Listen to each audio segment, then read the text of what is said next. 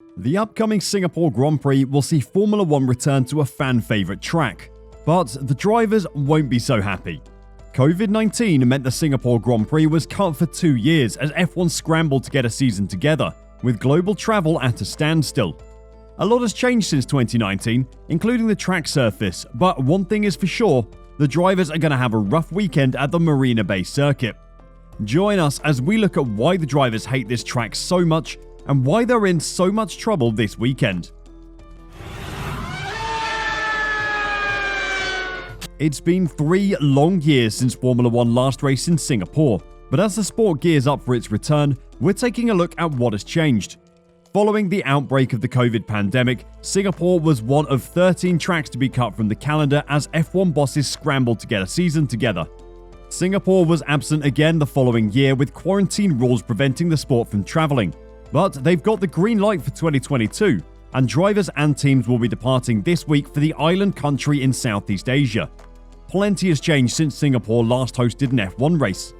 The most obvious difference being the cars, which had the design regulations completely overhauled for this year. So have the drivers at the top of the sport. Lewis Hamilton sits a distant 6th this year with half as many points as championship leader Max Verstappen. But in 2019, he was happily on his way to winning his 6th World Drivers' Championship. One thing that hasn't changed though is how much the drivers hate the Marina Bay Circuit. It isn't anything about Singapore itself. In fact, many of the drivers absolutely love it there. The big problem though is the incredible toll Singapore takes on the drivers' bodies and the insane amount of training they have to do in preparation for the race. You may think that racing at night is the biggest headache for the drivers at Singapore's Marina Bay Street Circuit. But believe it or not, the track is so well lit that visibility has never been an issue. That's a blessing, because there are a plethora of other tricky factors to deal with at this most challenging of races. The first problem the drivers will encounter in Singapore is the heat. Singapore may be a night race, but don't be fooled. Even when the sun dips below the horizon, the ambient temperature and humidity remain at energy-sapping levels. Typically, the barometer will hover around 30 degrees Celsius mark, whilst the humidity can spiral to over 80%. As a result, the drivers have to deal with highly uncomfortable conditions in the cockpit, where temperatures usually linger around 60 degrees centigrade. It's hard to describe what it's like to drive a 2-hour race in those conditions, but try thinking of what it would be like sitting in a sauna wearing a full fireproof race suit and helmet, Lewis Hamilton has said in the past. If 10 is the hottest temperature of that sauna, then the Singapore race is a 7. And then you do a bit of a workout, some press-ups, running on the spot and so on. The race has been around for long enough that the drivers are very aware of the difficulties it will bring. Carlos Sainz is preparing for the Singapore Grand Prix by training on an exercise bike in a sauna, as he prepares for the brutal heat he and his fellow drivers are expected to encounter over the weekend. The 28-year-old has shared a video on his Instagram of himself working on a training bike inside a sauna. The post is captioned, "Extreme situations call for extreme measures. Getting ready for Singapore," and shows the extreme lengths that drivers have to go through to prepare for the conditions. It's the only race of the season where you crack open your visor to let in some cool air and instantly wish you hadn't because it's hotter outside, says Daniel Ricciardo. By the warm-up lap, your chilled drinks bottle is a temperature of a freshly poured cup of tea. With the negative effects of dehydration well documented, the drivers have no choice but to keep drinking water throughout the race, especially as they'll typically sweat off several kilos of body weight. While the drivers may be having a tough time on track, the spectators will be able to witness one of the best-looking Grand Prix on the calendar. Thanks to the race running at night and the city setting, the track is an amazing one to visit. But due to its positioning in the city, it also has to meander its way around many tight streets, which brings us to the next reason why it's so difficult for the drivers: the bumps. You're being thrown around in the car, bounced all over the place, Lewis Hamilton has said in the past. There is compression in your spine, your legs are moving, you're vibrating all the time, hoping not to lock up the brakes. It's crazy. Given that they have to withstand punishment from all manner of vehicles on a day-to-day basis, it's unsurprising that street tracks are considerably bumpier than their purpose-built cousins. There's been some resurfacing work at Marina Bay over the years, but despite that, it remains far from smooth. There was new asphalt laid down before this year's race, in fact, but that hasn't stopped the Pirelli boss Mario Isola warning that the drivers could be in for a tough weekend. What the rough circuit will do is compound the current cars bouncing and porpoising as well.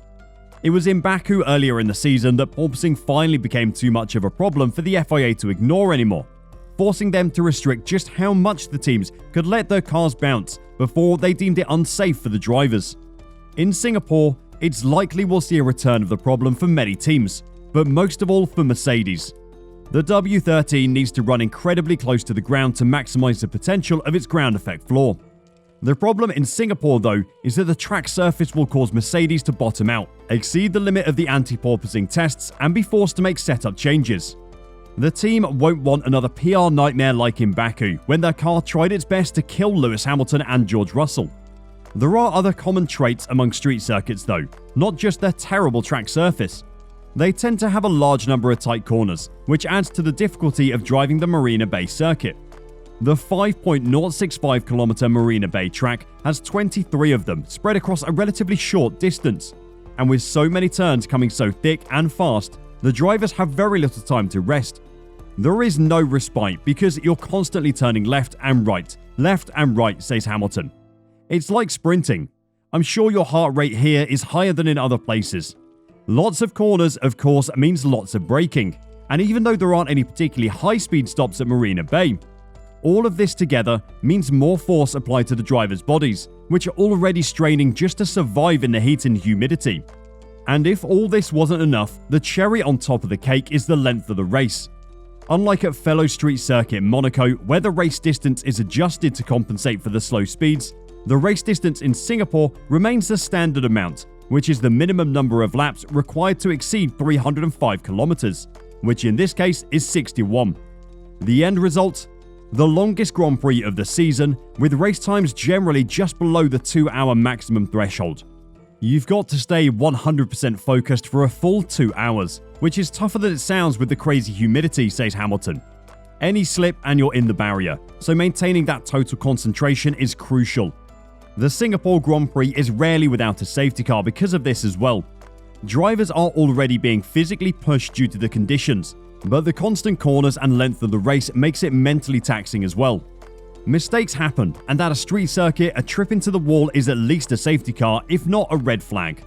What do you think then? Is that enough difficulty for all the drivers? Wait, you don't think the Singapore Grand Prix is hard enough as it is? Well, luckily for you, the weather is likely to play a huge factor in this year's race as well. Looking at the amount of rain that's expected over the weekend, the drivers are going to need to be at the absolute top of their game mentally. On Friday, morning thunderstorms are forecast and there is a 49% chance of rain. The fact that it is 31 degrees at the time does ensure that the wet track may also dry up quickly. However, the weather doesn't ease over the weekend. On Saturday, it remains 31 degrees, but heavier rain and thunderstorms are then forecast for the entire day. There is a whopping 69% chance of rain. On Sunday, the same weather persists. The temperature drops to 30 and the chance of rain also slightly to 60%, but thunderstorms will linger over the circuit all weekend. Remember those safety cars we were talking about? Well, if there are thunderstorms all weekend, then expect a lot of them. The Singapore Grand Prix, in the new specification of cars, may be the most challenging for the drivers in recent history. And we cannot wait.